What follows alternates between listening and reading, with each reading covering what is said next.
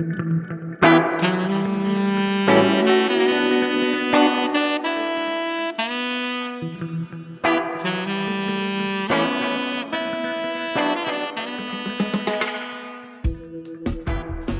listening to the Speaking Tongues podcast.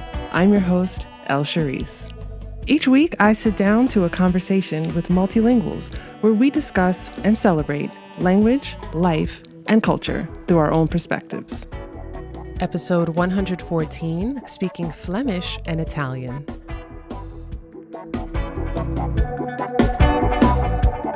Hello, language lovers. Thank you for joining me for this episode of Speaking Tongues, the podcast in conversation with multilinguals. This week, I'm speaking with Kenny, a polyglot and language teacher, about two of his languages, Flemish and Italian. In this episode, Kenny tells us how language is a part of life where he grew up in Belgium and which languages are spoken in which regions of the country. He tells us about how politics and language are often related in Belgium and how it can impact interactions with strangers. I'm even telling a story about how this once affected my travels in the country.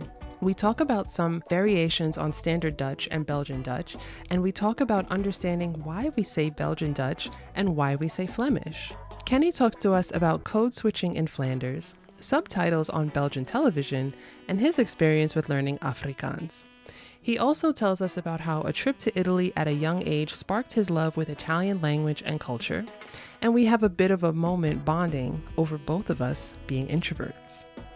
Big thank you to Kenny for this conversation and for sharing bits of your languages and culture with all of us. If you enjoy episodes of Speaking Tongues, don't forget to subscribe, rate, and review the Speaking Tongues podcast on Apple Podcasts, and like and subscribe on YouTube so that other language lovers like ourselves can find the show. Yes, you can listen to the show on YouTube. If you've been a long-time listener of the show or even a recent listener, you can now pledge ongoing support for the show on buymeacoffee.com or on patreon.com. And as you know, I wrote a book. My food zine of international language and cuisine, Taste Buds Volume 1, is available now for purchase. Check social media for the sneak peek inside the book and make sure you purchase one for yourself and one for your friends. Links to all platforms are in the show notes. Okay, let's chat. Welcome back to another episode of Speaking Tongues. I'm here today with Kenny. How are you today, Kenny? I'm great. Thanks for having me. Oh, I'm so excited, and I'm glad we have another chance to talk. I know we talked at the conference a while ago with Dr. Douglas, who's also a guest on the show, conference that he organized. So I'm happy that we have a chance to dive a little bit more into your language background. Yes, wonderful. I love talking about languages, language learning, teaching. So here I am. Good. Well, I like to start each episode with the same question, and that is, what is your first language and which languages have you learned to speak? My first language, so officially it's called Dutch, but many people call it Flemish. Officially nowadays, more and more people call it Belgian Dutch, the version of Dutch we speak in Belgium. Oh, okay. Yeah. Because it's slightly different from the Dutch from the Netherlands. And then which language do I speak or have I learned to speak? So in chronological order, that would be French, English, Italian, German, Portuguese, and I have to start thinking, Spanish, Catalan, Danish, Afrikaans, and then I just started with Greek, and actually, last week I started with Swedish. Oh, wow. Yeah. So since we last spoke, you picked up Swedish, because last time we spoke, you were just starting with Greek. Yeah, so with Greek, I had started last year I always start very slowly, like 5 minutes a day. And with Greek, I started actually 1 year ago. And then I really started this year like a bit more seriously. And then I don't know why, but I don't know why. I just started with Swedish like a week ago or something. I saw Swedish everywhere, and I said, and something entered in me saying, okay, you should start. Why not? Why not? It's always this. Why not? And I cannot get an answer. Why shouldn't I start? What good reason would there be not to start with Swedish? Exactly. Yeah. So you are from Belgium, and I know that in Belgium, people use. Well, Belgium has 3 official languages or 2? Yes. 3. Yeah. Three. So I'm assuming that most people from Belgium are, and even probably people who move to Belgium are multilingual. Is language a part of the conversation? Is language a part of like how much of life is language a part of in Belgium? Like when you are Belgian, when you're living in Belgium, how much are we thinking about language? Well, first thing, not everyone speaks more than. There are many people who are, especially in the southern part of the country, where French is a native language. Many people only speak French. It's changing a little bit. In the north, most people speak English fluently, French not so fluently, and sometimes another language. And I think sometimes it's a bit. Belgium is a bit like two nations in one country. And then I'm forgetting about the German-speaking part. Mm, So that's 60,000 people. So that's a small village, a right. small town. And then Brussels is very special because it's officially bilingual, but in reality, 90% French-speaking. But apart from that, you have like the Dutch-speaking part and the French-speaking part. And sometimes they feel like two countries in one. You have to see Belgium a little bit like Switzerland, where you have like four nations in one. Mm, So each region, each community has its own language. So it's very much separated. Everything is a bit, there are not many things that are not separated. So we have our own newspapers are in Dutch or in French. The TV is Dutch or French. It's all separated. wow. Um, a lot of things are the responsibility of the regions or the communities and not from the federal state, because the federal state is in essence responsible for defense, foreign policy, and the social security. And the few things that we have in common is like our national soccer team, the Red Devils. Then the railway system is still federal Hmm. organized. The king is above the Belgians, of course. Um, but apart from that, there's not a lot that we have in common. I Mm, never had French-speaking friends, for example. interesting. Yeah, I hardly ever had contact with French-speaking people. Only in my last job in Belgium, I worked for a federal department of labor, and then I had some contact with French-speaking people, but also on that level, everything was separated. Hmm. Yeah, where people were responsible French-speaking part of the country and people responsible for the Dutch-speaking part of the country. And in actually you have to see it's almost as if there are two different countries. Yeah, if you were to tell me I don't know anyone from Canada, which Canada Hmm. is not so far from New York. Hmm. I don't know anyone from Canada. It's a bit the same. Okay, I don't know anyone from the Walloon region, the French-speaking part of the country. Hmm. Now you're going to tell me you know a lot of people in Canada. No, no, no, no, no. I'm actually reflecting on the times that I've been to Belgium. Hmm. And I spent most of that time in Brussels. Hmm. And I told you this story, like Hmm. I had a choice to go either to Bruges or to Ghent, and Yeah, I went to the wrong city because I should have gone to Ghent. yeah, And it's interesting because the Belgian people that I ended up becoming friends with were all from Ghent, and they all spoke Flemish as a first language. yeah. But when I was out with them, they would communicate in in French. Like if we were at the bar, they'd In Brussels, in yeah, Brussels, they'd order in French. And I remember this one time I went to dinner with a friend and I ordered did I tell you the story? I ordered a beer because that's yeah. all I drank when I was in Belgium on purpose because I Of wanted to course. try as many as I could. And I ordered Leffe Brun. Yeah, And the waitress looked at me and she was like, "What?" In Dutch. And I was like, oh, I was so embarrassed. I was like, oh God, I said it wrong. And I said it again. And then she's still like not hearing me. And my friend from Ghent tells her off in Flemish. And I was like, oh, okay.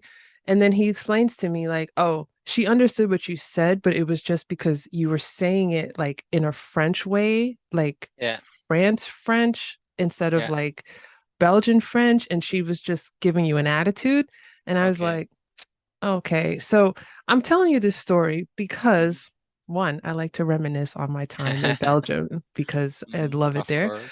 But also because I, for years, have been trying to understand through my friends and through the news just how that language exchange works. Like, what's okay to speak to whom, and what if Yeah. you say something in French to someone who, is Flemish, like, are you gonna get an attitude like I did, That or depends or very people? much on the person you have in front of you. Mm, I know that my father, for example, refuses to speak French in Flanders because he okay. find okay, we're in Belgium, you speak here, you speak Dutch.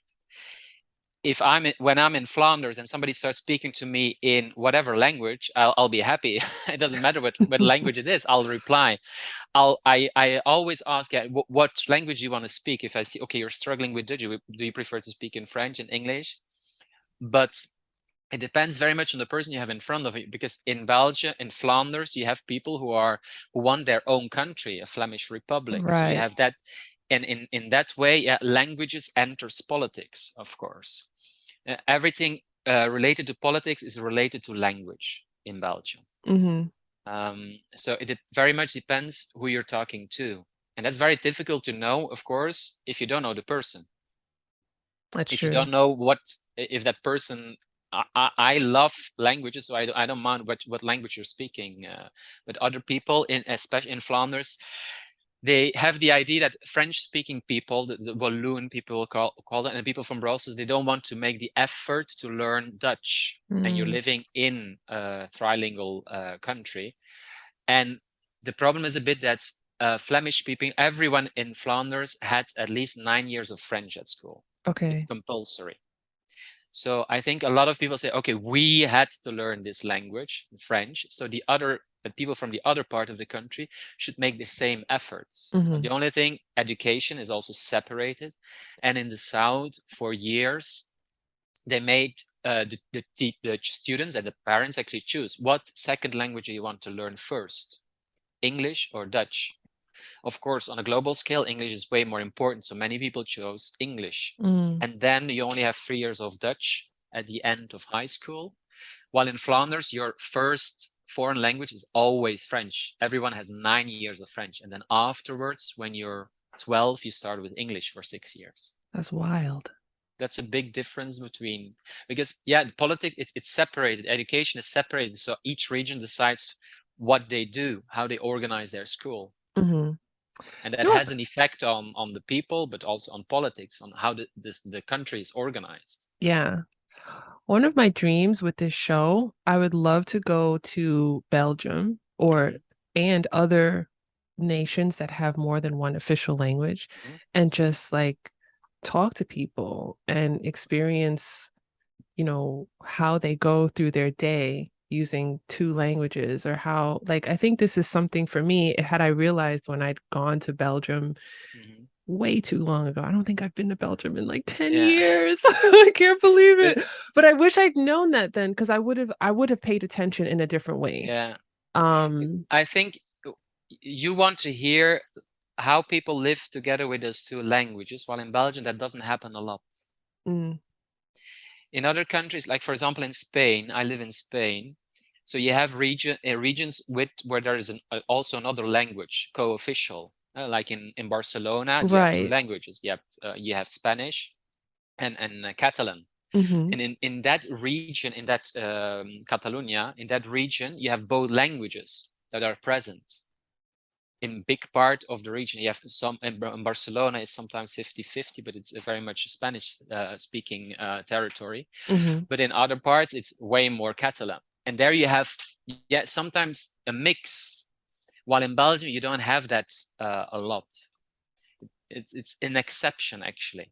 I spent that time in Brussels, and I leaned a lot on the French that I knew at the time. And the Mhm. only person who gave me a problem was that woman at the restaurant. Yeah. But yeah, okay. All right. This is blowing my mind right now. Yeah. Like, it's like stuff that I knew, but like, you're saying this Yeah. again, and I'm like, oh, okay. All right. All right. So with Flemish, Belgian Dutch, and you also speak Afrikaans, Hmm. and we also have Dutch from the Netherlands. So Yeah. can you talk to me about how those three languages are similar or different, or for you, or like how was your experience kind of learning Afrikaans versus Flemish, and what do you notice about the differences between Flemish and Dutch spoken in the Netherlands, for example? Yeah. Well, so you have standard Belgian Dutch and standard Dutch from the Netherlands. If you compare those two, they're not, in my opinion, the differences are limited. If Mm, you listen to the news from Belgium in Dutch and the news from the Netherlands in their Dutch, there are not a lot of differences, in my opinion, because it's very standard. The mm, problem is not many people speak standard Dutch. As in England, not everybody speaks the Queen's English. right. Not that many people speak BBC English. So it's a bit the same in the Netherlands and in Belgium. Especially in Belgium, there is something what we call like an in-between language. What is that why in between? Because it's somewhere in between the dialects and the standard Dutch. Hmm. So influence from dialects that enter in the colloquial Dutch. And we use a lot when we speak to friends, to family, even colleagues. Even in soap operas, they started a long time ago using that language.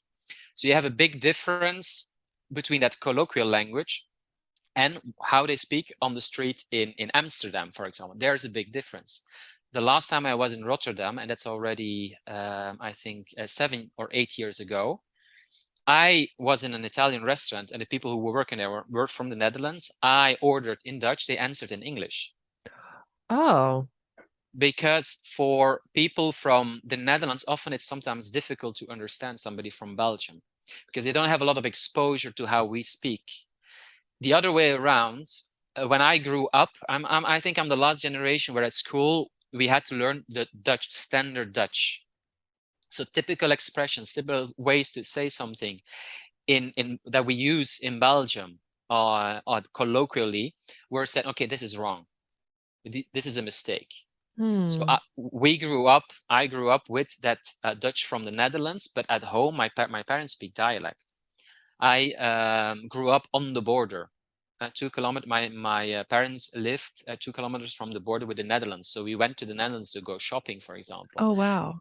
I watched Dutch television. We listened to Dutch music, and we have way more exposure. For us, it's easier to understand them than the other way around. Interesting. Yeah, and in that way, I understand that a lot of people start saying, "Okay, this." Sometimes it feels like another language. Mm, Of course, for somebody from the Belgium, it's a bit, yeah, well, my native language is Dutch. Yeah, but in the Netherlands, they also speak that. It sometimes feels a bit, it's not ours. mm. Even though at school, the subject at school is called Dutch. In the Belgian constitution, is written in Belgium or spoken three languages, Dutch, French, and German. So we don't have our own Flemish language. Right, right. Many people will still say, okay, my native language is Dutch, but I'm from Belgium. I speak with a Flemish accent or a Belgian accent. The Interesting. problem is, linguistically, Mm-hmm. Flemish is actually a group of dialects that is spoken in the north of France, in two provinces of Belgium, and in a part of the south of the Netherlands, linguistically. Okay. So it's very difficult to use that term Flemish also to refer to the Dutch that is spoken in Belgium. Mm-hmm. So now what you see more and more is on Belgian Dutch. Yeah. Dutch. Yeah. Okay. As if you were, as people say, American English. Yeah. Yeah, American English, English as it's spoken in America. Belgian Dutch, Dutch as it's spoken in Belgium. Yeah. Are people offended by the term Flemish? Not everyone, but is there a faction of people who don't want to hear the word Flemish and they only is it like being reclaimed as Belgian Dutch, or is it a movement or There are people who say, okay, I speak Flemish. I would like to use the word Flemish for the language. And then other mm, people, yeah, I think I'm somewhere in between them and say Belgian Dutch doesn't sound that bad. Yeah, because you have American English. that's The true. the difference, I think the problem is a bit, if you say American English, you have an idea how people, what it is. like network English from CNN, NBC. Hmm. While in Belgium, that exists also, like we call it VRT Dutch. VRT is the Flemish public broadcaster. The problem is a bit the difference between how a journalist speaks and how people speak is very big. Is very big. That Yeah. feels sometimes as a big difference, a different language sometimes. Hmm. And then there's the influence, like in every country in Europe, of dialects. You went to Bruges. When I go to that province in certain parts and they speak to me in their dialect, I'm saying, sorry, I need an interpreter. Whoa. And I'm not the only one, because I think the last 20 years, when they interview someone, they ask somebody, what do you think about the war in Ukraine? And they interview somebody from a city or a village, they put subtitles now. So that person is speaking Dutch, maybe with an accent, maybe a bit of dialect, maybe colloquial, and they put subtitles because Hmm. somebody from the other side of the country might not understand what that person is saying. That's how big the differences are in Flanders, in Belgium. This is amazing. I think when I spoke to Petra, she Hmm. mentioned some differences also in the Yeah. language like this. So I'm always fascinated to hear it again because, and this is again why I want to come to Belgium and just like Mm. go around and experience this because, like I said, I was just there, I was there for the beer. And there's like I was, I was young. Like I want to go back now that Yeah. I'm older and I'm wiser and I want to Mm. experience Belgium in a completely different way. This is amazing. This is fascinating. Can you tell me like as you're talking about the standard versus the dialect, like can you give me some examples of how like some phrases that may differ from like a standard way of saying it to like, how you would have said it in your house or with your friends? Yeah. So what is important here, Belgium, so you have French, and the French were also present for a long while. Napoleon was in Belgium also. Uh, what the result of that is still visible in how people speak. We use a lot of words from French in the colloquial language, which they don't do in the Netherlands, of course. Mm. A bicycle in standard Dutch would be fiets in Flanders. My parents would say vélo, Below. vélo, and that's the French word. Yeah. Yeah. And then you have a lot, if you speak standard Dutch, how are you or how is it going would be something like who is het. But then if people speak, you have something like connected speech, and that word is wist. Oof, wist. Instead of who is het, you have wist. That's what my Oh, parents would say. yeah. When you're learning the language and in a book you're seeing who is het, 3 words, and then somebody tells you wist, when you're just starting, you don't know what's going on because it's Uh, too different from what you see in the books. yeah. But there's very good news because every person from Flanders is able to code switch. So my Okay. brother speaks dialect. Mm-hmm. When he's talking to me, he doesn't speak dialect anymore. It's more standard. Hmm. When you're in a context where you meet a formal context, you have a job interview, it's common to switch to as standard as possible. Right. You have a lot of people who live somewhere in Flanders and work in Brussels. What happens then? They meet or they have to work together with people from other parts of the country. Mm-hmm. What do you use then? What do you do when you meet somebody who doesn't speak your language? You look for something you have in common. What Right. does everybody has in common? That's standard language. And you switch to the standard Dutch. Mm-hmm. My ex partner is from Italy. My mother, when she speaks to me, she speaks dialect. But when she spoke to my partner, she changed. She switched to standard as possible, where my partner wouldn't understand what she was telling her, what she Mm-hmm. was telling him. Mm-hmm. So the good thing is that people can switch. It's as if they speak 3 languages. Many people, a dialect, something in between, a colloquial, what we use with family, with friends, colleagues, and then the standard Dutch, because that's what you learn at school. And that's interesting for when you're learning language, but Belgians or Flemish people will do that also, then switch to as standard as possible because they know you're learning the language. And so in that way, they can help you, of course. And they won't say wist, but they say who is het. Yeah. Oh. As you were learning Because, English, did you yeah. notice any Like, did your knowledge of Dutch help you when you were learning English? Like, Yeah. So the thing is, everything in Flanders, that's again a big difference in Belgium. In Flanders, everything is an original version. And my parents did something very interesting. For example, my first Disney movie was The Lion King. There was a Dutch version of that movie, a dubbed version, but we were not allowed to watch it. So everything was in original version from the moment almost the moment I was born. Everything was in, so English was all around. So what happens okay. automatically, you start picking up words, pronunciation, and that's what happens. What is the big difference between a child that starts with English in Spain or in the French-speaking part of Belgium and in the Dutch-speaking part? At 12, when they have their first lesson of English, the teacher doesn't have to start with "Hello, my name is" or A, B, C, D, the alphabet, the pronunciation, because most children have already picked up. Most children are already able to speak English because it's all around them. Mm-hmm. Everything is in English with subtitles.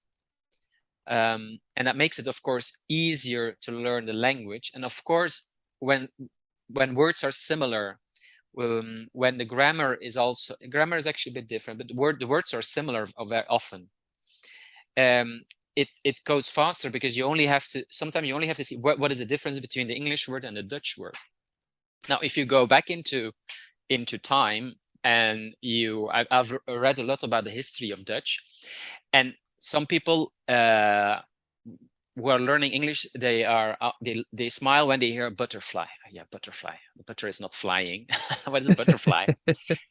But if you go back to older Dutch, that butterfly and now it's vlinder, some completely different word. But in the past it was botervlieg, which Oh, literally translates as butterfly. huh. And in German also Butterfliege. So when you go back, you see that those languages are very similar. Yeah. And you see that how they have influenced each other. And that, of course, when you're learning the language, it makes it easier. The more connections there are, the easier it becomes to study the language. And somebody obviously for somebody who speaks Dutch as native language, it's easier than somebody who speaks French as a native language, Mm-hmm. because the difference is bigger. The Yeah. smaller the difference, the easier it becomes to learn a language. Right. And for you, I can confirm, I have a lot of, most of my students are fluent in English, and most of them advance quick in with Dutch. They pick up things. They're the moment you speak fluent English, it doesn't even have to be your native language. It's easy. Dutch is a language rather easy to pick up. I Yeah, should pick up a little bit. I should yeah, try. dabble a bit. I Yeah. should try. Going back to Afrikaans, like how did you come to understanding that? Like what was that like understanding Afrikaans? Um, Yeah, it's free language for a language learner. As me, that's a free language because mm, you don't. It's so similar that it's extreme. I don't want to say extremely easy. It's very easy if you compare it to other languages. For me, of course, hmm because it sounds a bit as a mixture of a Flemish dialect with the Dutch pronunciation from the Netherlands, and it's simplified. It sometimes feels like a simplified version of Dutch. And what is very interesting is that some things they do, hmm we start doing also in Dutch. So, for example, in a lot of words, you have a D in the middle in an adjective, but in a colloquial language, we kick that D out. Right? So you have goedemorgen, good morning, goedemorgen. But when we speak, we say goeiemorgen. We kick the D out from Oh, pronunciation. And in Afrikaans, they do that automatic. That's their language. So it's sometimes feel like the simplified version. That's why it's for somebody who speaks Dutch, it's easier to learn Afrikaans than the other way around, because our grammar is more complicated. right, right. That's why for me it feels a bit like an easy language, a free language almost. Yeah, that I never really studied it. I hmm just started speaking. Yeah, That's why, because I can understand almost everything, that's interesting. and then I just started. Did I study? I don't think I really studied. I have one book. I did a teach yourself book, I think, a little Okay. bit, and then I just started speaking. Oh, that's interesting. Because I could have a conversation with somebody who speaks Afrikaans and just use Dutch, and Hmm. we could communicate. I love that. Yeah, of course. Yeah, you want as a language learner, my idea was to speak the language properly and not Hmm. not Did you Dutch with some words of Afrikaans. did you plan to start learning Afrikaans or did it just fall into your lap? You mentioned Petra. Hmm. You interviewed about a year and a half ago, I think. Hmm. And one day she wrote something in Afrikaans on Twitter, and I thought, oh, that looks nice. Why not? Yeah. And then I said, why not? Yeah, again, it's why not? It's my big problem. Why not? So, That's not a and problem. It's like your mantra. yeah, why That's a not? good way. But Good way to promise you go have through life. 7,000 languages in the world. So, yeah, One I at a might time. one at a time. Yeah, well, that's not my mantra because I'm doing multiple at a time. That's the problem also. Yeah. But that makes it interesting also. I think many people would say, okay, focus on one language at a time, Hmm. which certainly helps you to advance faster. But it's interesting to have multiple languages around you. For me, I'm a language teacher. I teach 4 languages. I live in a country where they speak Spanish, a language I don't teach. So most days I have like 5, 6, 7 languages around me, and that Yeah. motivates me because that's what I like. That's my passion. Talk to me about Italian. I know Yes. that you have a passion for Italian, similar to me. So, Uh-huh. um, how did you start? How did you start learning Italian? Why did you start learning Italian? What was the motivator behind that? Some people wonder if what effect school has on our lives. Is it important what you study, what you do, which school you go to? And for me, yeah, when I was 16, my school organized like an exchange program, and we went for 2 weeks to the south of Italy. That event has, yeah, that was, yeah, groundbreaking for my life because that's the reason I picked up Italian after university. That's the reason I moved to Italy Oh my gosh. when I lost my job during the financial crisis in 2008. Hmm. That's the, yeah, reason I have been in a relationship with somebody, an Italian, for 11 years. That's the reason I speak in Italian with my dogs still, even though we're not together anymore. I keep on using Italian with them because that's the language I've been using for 11 years on a daily basis, still Hmm. Yeah. use. So my love for Italian, it's the fault of my school. Yeah, What because part of they organized an exchange program. I Mhm. ended up studying Italian and moving to Italy. What part of Italy were you in for those few weeks? So the one of the regions nobody knows, La Basilicata. Okay. Yeah, it's in the south of Italy, in between Puglia and Campania. Yeah, Yeah. the region of Naples. Yeah, I've heard it's very, I haven't been, I don't think I've been to Basilicata. no, not many people know of its existence. It's not Yeah. so No, known but touristically. that's a good thing. Yeah, absolutely. That's a good thing. So, What was it for you that well, not what happened in those 2 weeks, but I guess, as you mentioned that this time in your high school was transformative for you, and I guess your thinking and your way of seeing Italy, like what what was it that drew you in? yeah, I think the culture, the difference, because this was the first time I was away from my country Hmm. without my parents. I think I was 16, and everything was different. Yeah, the habits, the custom, the food, how do people acted. Yeah, Italians are very much different from people from Belgium. Yeah. Um, yeah, people in Belgium have their habits. They have breakfast in the morning, then they eat at 12 o'clock, and then in the evening at 6, at 7. In Italy, it's like, oof, breakfast. No, it doesn't exist. We have a cappuccino at 11 or something. And then we have lunch maybe at 2. And then the more you go to the south, then becomes maybe 3 o'clock. And in the evening, like we eat at 10 or something. My family, my former family-in-law, they eat at 10 in the evening sometimes. So that difference in culture that opened my eyes, because there are other possibilities. How I live is not the way it should be, or it has to be, or it can be different. You can maybe a desire to it activated the desire to show interest in other cultures, I think, in other languages. Yeah. And because it was in Italy with Italian, I think that's why I still, even though I'm not together anymore with my partner, I still I'm still in love with Italy and Italian. That is not going to change, I think, because it was the first. And for 2 weeks, I spent with that family, and nobody spoke English, nobody spoke French. So after 2 weeks, I started speaking andiamo a casa. I started after 2 weeks without studying. Automatically, I had picked up some words, some sentences.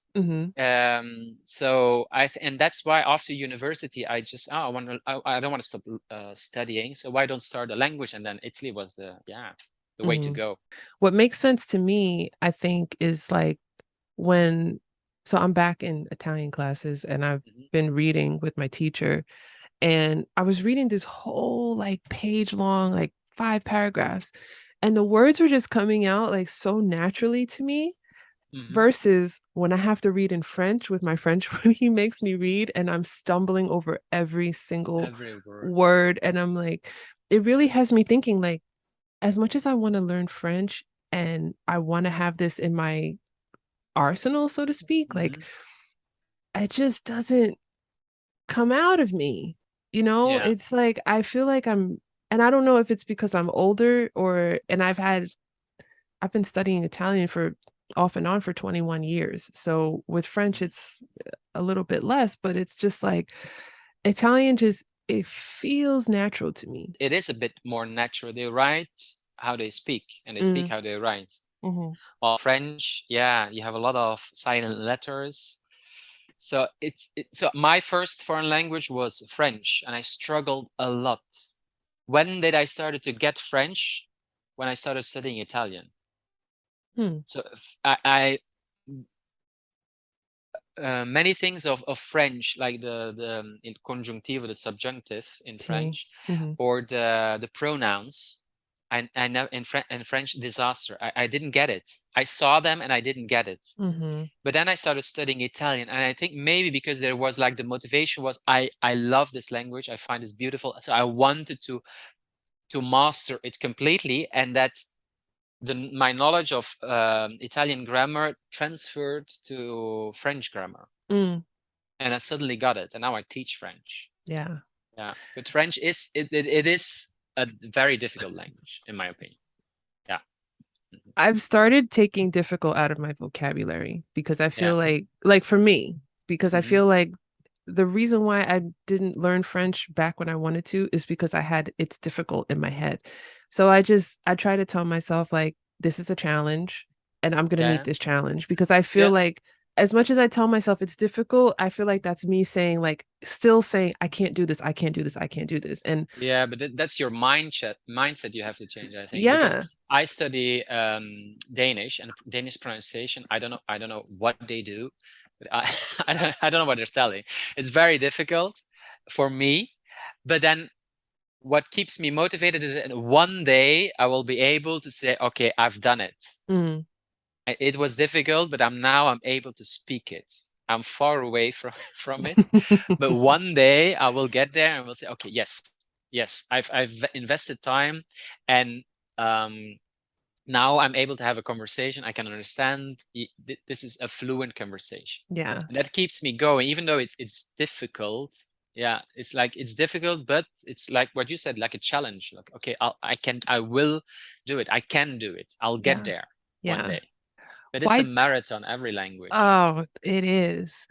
For me, what's helped is And this just works for me as far as mindset is just like I try not to think too far ahead.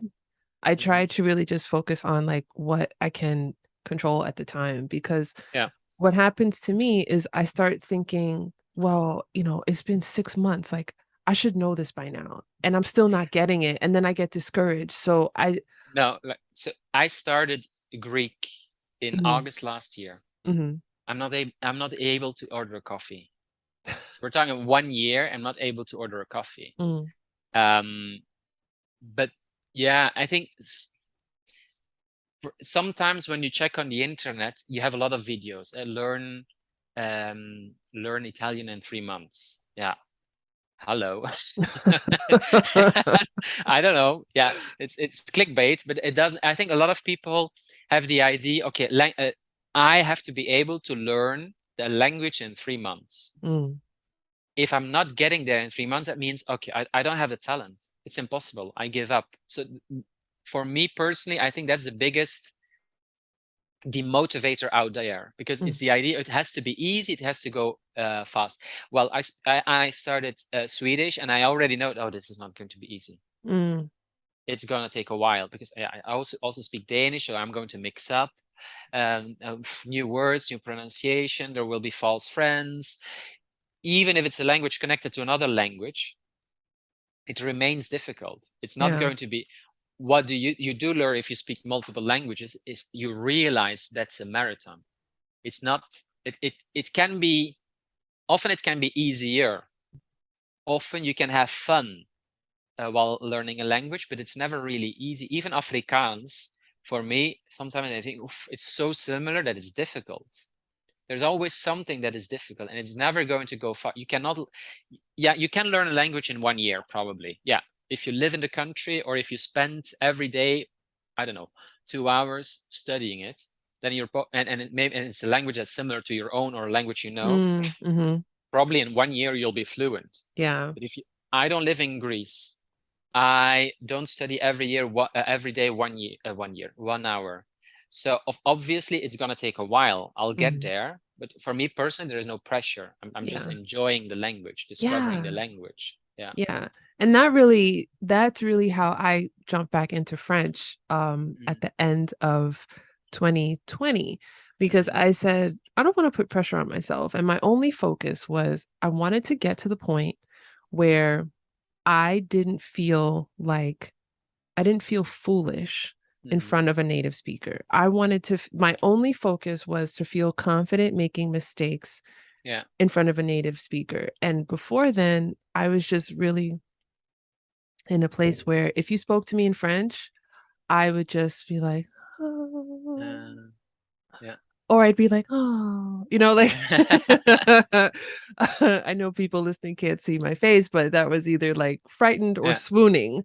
Yeah. Um, so I didn't, my thoughts would jam up. So I couldn't even think of like, okay, you just asked me something. How do I respond? And that's, wait, second person plural. And then I have to do that on the ending. And that's what my brain was doing. And I couldn't even fake my way into a response. So a year and a Yeah. half But later, I'm actually thinking, like, oh, wow, I can do it. yeah. And I make mistakes all the time and I do not care. And I Hmm. feel so happy that Hmm. I'm just like, oh, well. Yeah. Oops. Yeah. I think what is important, what you said is that I don't want to look foolish in front of a native speaker. Mm-hmm. If you look foolish in front of a native speaker, actually, I think it's a native speaker who has a problem Mm, because whenever somebody starts speaking to me in Dutch and has a low level, I just want to help. I'm patient. mm-hmm. So I think often we're afraid to look foolish. But what is a good thing is when you have a lesson, especially if it's like a one-to-one lesson, yeah, a teacher should be very patient and is there to help you. So Yeah. there you have all. I always I first lesson with my student I always say this is a language safe zone. You can make as many mistakes as possible. You can feel ridiculous. I'm not going to judge you. It's my job to help you to improve. And I think that's setting, a lot of people are afraid to start speaking the language. As you said, in front of a native speaker, of course, if you have an A2 level and then in the beginner level and with a native speaker, that person might not be very patient or has other issues with people who are learning the language. So what is a good thing about a teacher? Yeah, that's a professional that's there to help you, and then you can work on that. Yeah, to ditch the idea. Okay, I'm going to look foolish, and you can trial and error. And that Yeah. is going to help you the moment you're in front of a native speaker, and you will feel more secure. Because one of the often my job, especially with people who have a low level, is to give them self-esteem. I have often the feeling, okay, I have to give them to more motivation, because often they say, oh, I'm making mistakes all the time. I've had students who cried in my lessons. Oh no. Oh, I'm again making this mistake. And the good thing about being a language learner is that I can give 20,000 examples where I made the same mistake 20 times. Yeah. Yeah. And it's normal because that's how we learn. I want to talk about, I know we've talked about this before, but for people listening, I know they should know we are both introverts. Yes. And I think that's what we bond over, is both being Yeah. introverted, although it may not sound so for this conversation because we're having a good time. But Yeah. I know for me, getting to that speaking portion of, learning a language, which we should all do sooner than later. But Yeah. for people who are like us and introverted, or maybe people who are painfully shy or etc., what are some ways that you've been able to push yourself into conversation, with people as you're learning languages, or maybe something that you've told your students or noticed that other introverts have done to engage in conversation with others? Yeah, depends very much not on your personality, I think. So you have a lot of websites out there that where you can get in touch with people to start a language exchange. What is the positive about it? It's very easy to start talking to someone. You just have to write something. For a lot of people, it's easier to write than immediately have a conversation with someone. There are language exchanges that are organized in every city in the world every week or every evening. You Yeah. can go there, but if you're an introvert, if you're shy, and then go to where suddenly 30 people you don't know, it's too much. So online, you have a lot of websites where you can go to and try to get in touch with people and start speaking in that way. Start writing. The moment you feel at ease, you can say, okay, why don't we start sending voice messages or something, or have a video call. You said before, sooner rather than later. I've tried with Greek, for example. I decided, okay, I'm going to immediately start with some lessons to speak the language immediately, and that didn't work for me. I felt like I need a very strong basis in the language to be able to have a conversation, even to able to have classes. With Catalan, I had a very good experience because I studied it 8 months and then I started speaking. And I felt, okay, I was nervous as hell with my teacher, but he put me at ease. And I think for some people, you need to study and have be able to have a conversation already before you start speaking. Now, what I've learned is there is no easy way. You have to push yourself sometimes. You'll be nervous. So with my Catalan lessons, I remember the first time I was very nervous. I didn't know the guy. I thought my Catalan was terrible. But then the first lesson happened and I survived half an hour. And we have been having lessons for over a year now, every week. And he feels like a friend almost. Yeah. Yeah. It feels like more a friend than a teacher. Yeah. And I think for many people, they want to have like magic. What is the solution? I'm an introvert and I want to speak with people. There is no magic solution, I think. Somewhere along the road, you have to push yourself and leave your comfort zone. Because often what I've discovered, my comfort zone is very, very small. But the moment you leave your comfort zone, you'll meet people you like. You'll discover that there are things you like that before you were afraid of. And this is my 5th or 6th interview I'm giving the first time. First time was in Catalan. Oof. And I was nervous. Last time we had a chat, there was a live interview. I was dying. I was sweating, and I wanted to send a message. I have COVID or something to cancel the interview, but I went for it and I had a great time. And afterwards, the most important thing is what happens afterwards, because then afterwards you have the feeling, I've done it. I did it. I was afraid, but I did it. I was able to do it. Mm-hmm. And that's with everything in life, I think. Yeah. Yeah.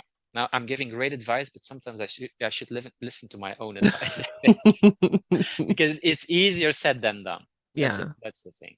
Yeah, Oh, but I yeah. think you should push yourself sometimes. I'm part from a language community on Twitter.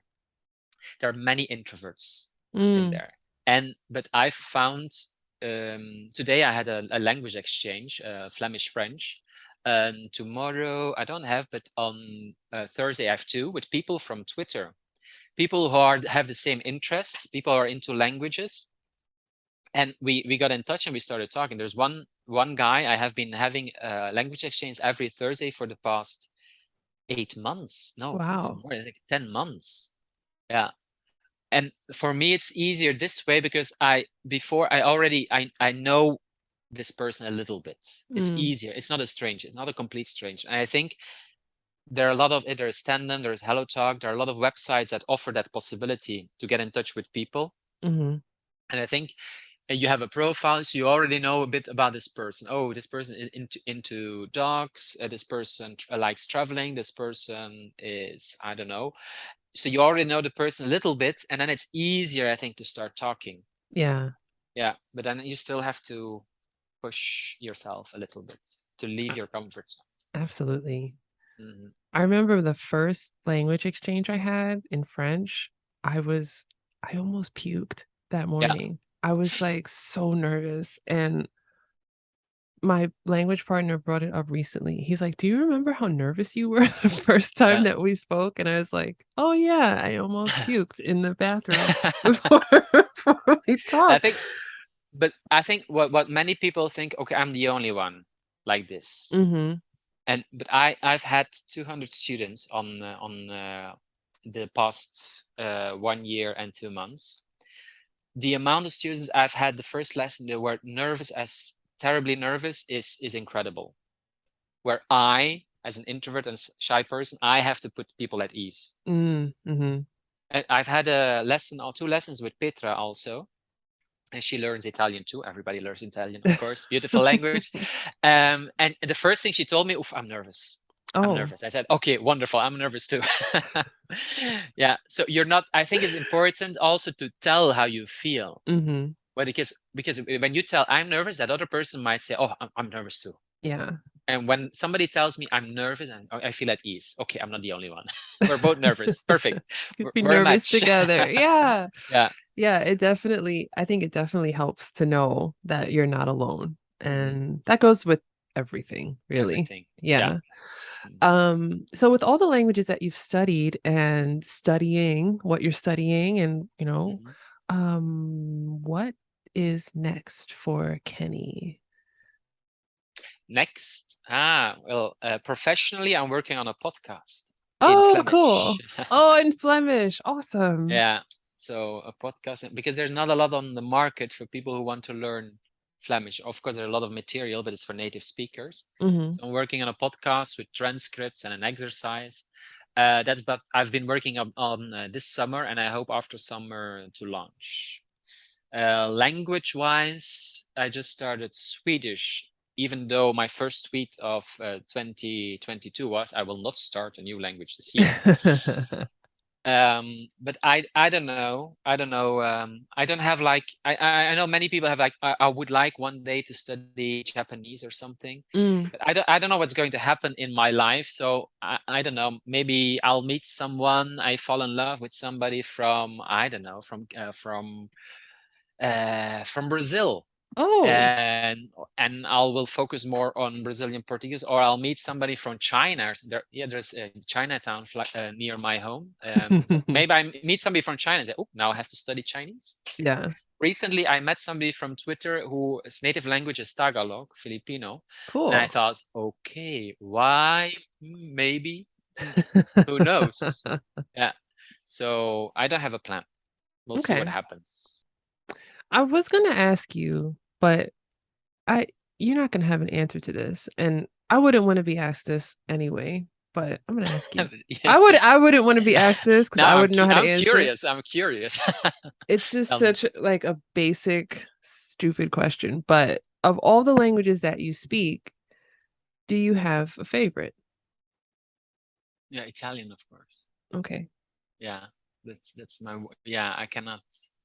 It's yeah, because it was the first one. It was the first time I was out of my country. It was my first relationship. I had a relation for 11 years with an Italian.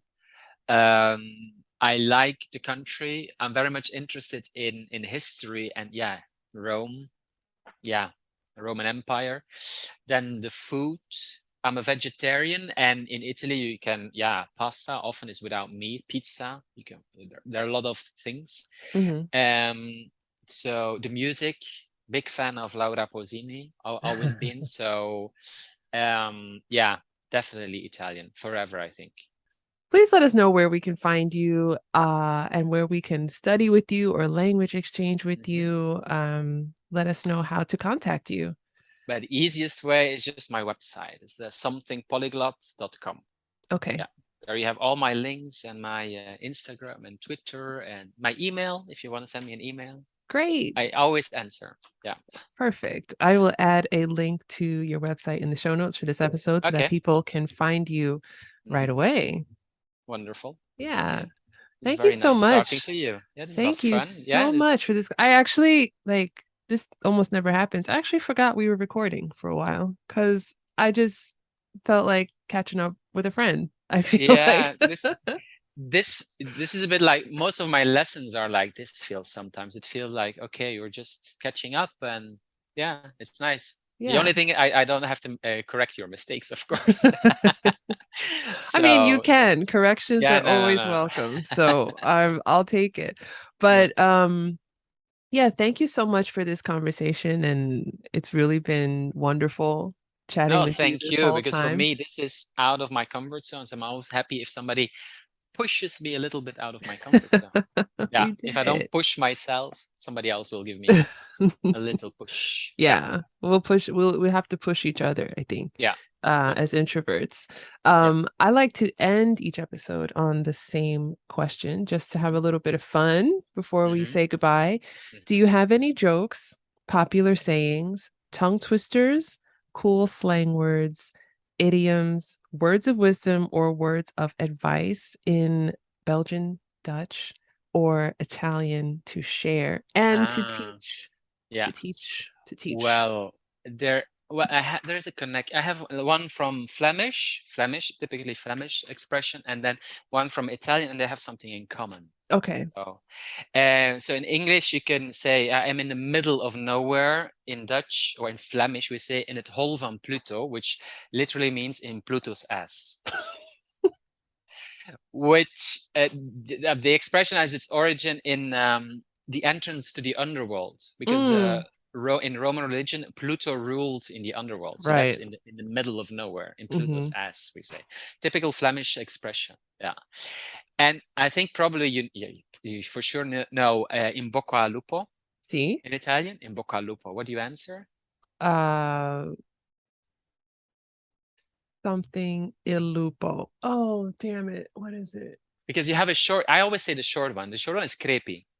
Creepy. Crepi, and you can say crepi lupo, but I haven't heard that one a lot. Most people say crepi, which means like may he die or something. May the wolf die. But you have an alternative, and that's one Okay. another man people you have in culo a la balena, in the whale's ass.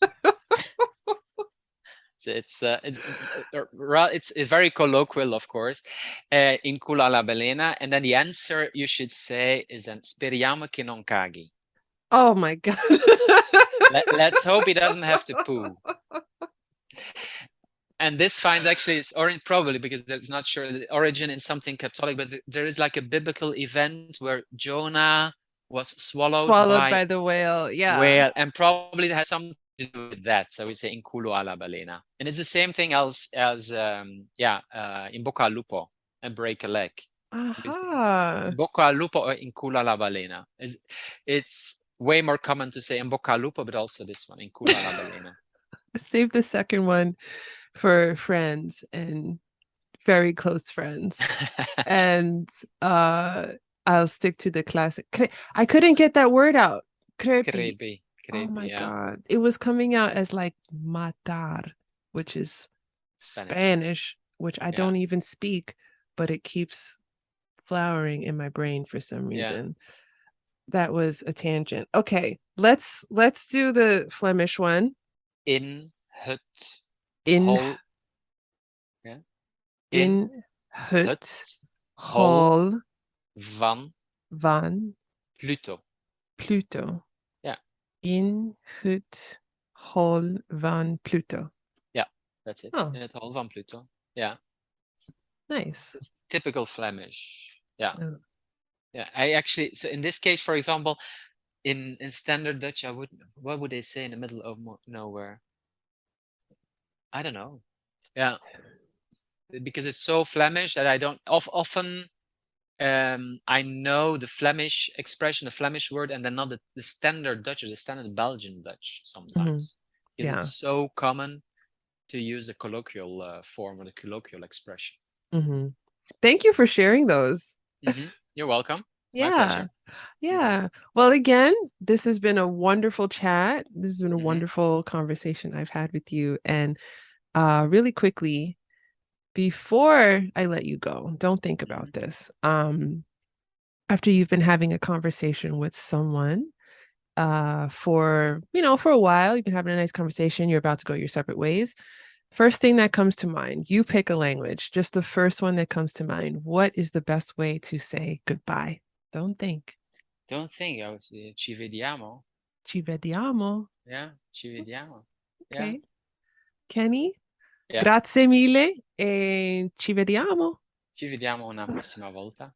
Ciao ciao. Ciao. Bye. Bye bye.